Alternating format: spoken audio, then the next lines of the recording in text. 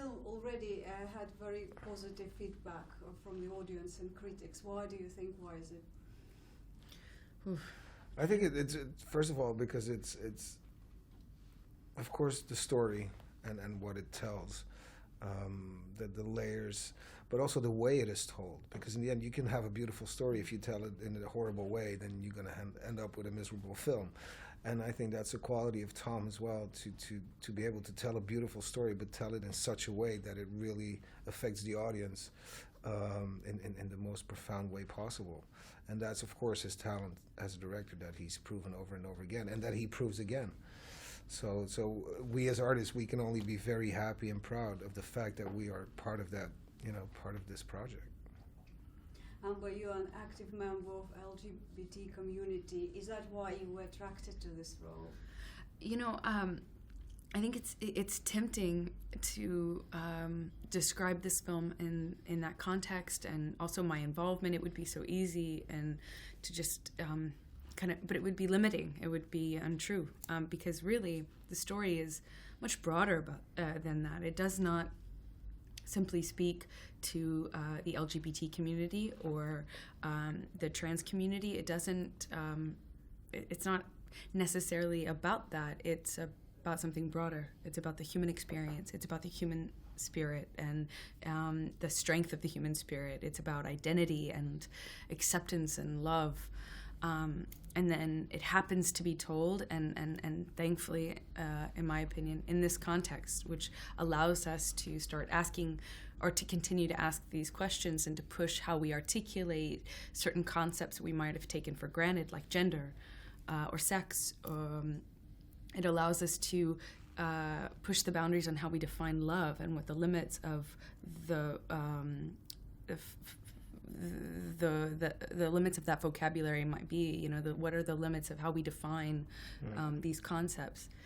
I love asking those questions. So I did that movie because I like asking these questions. I like being a part of that conversation.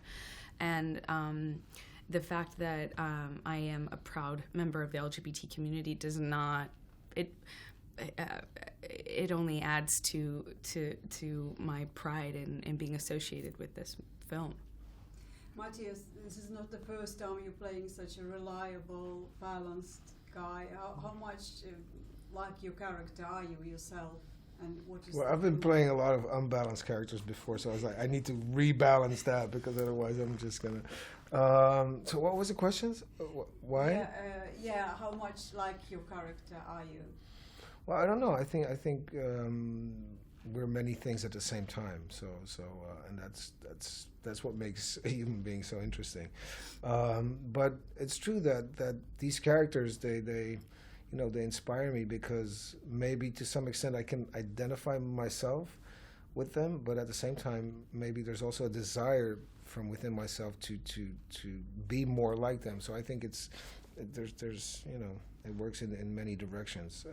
So yeah, to some extent I have some aspects that are similar, but then there's others that I can still learn from my characters for sure. How much was it both of you to work with Tom Hooper? It was for me. It was an honor. He's such an intuitive and sensitive, intelligent person. He was incredible on set. I think going into it, I was a bit intimidated, but a little nervous, of course. But it was such an honor. Does he give a lot of freedom to the actors? Yeah, absolutely. Yeah, I think that's what he does. He trusts his actor, and he sees everything too. Yeah, and he's a super hard worker. Yeah, man, he's like the first on set, and he's the last to leave. He doesn't, he doesn't cut corners. He works like hell, and he never seems to be tired. He's like a ball of energy, and I love that. And he fires it up all the time. The set is always alive, always. But he has a very distinctive directing style. For example, he puts camera very close to your face. How did it feel while filming? Cool. That's also a good thing about his directing. He doesn't make you feel the camera. He works with you in a certain way that, to some extent, even if the camera is here, you seem to forget about it because his awareness. He's not directing your awareness to that. You know, he's just directing your awareness to a very sincere presence.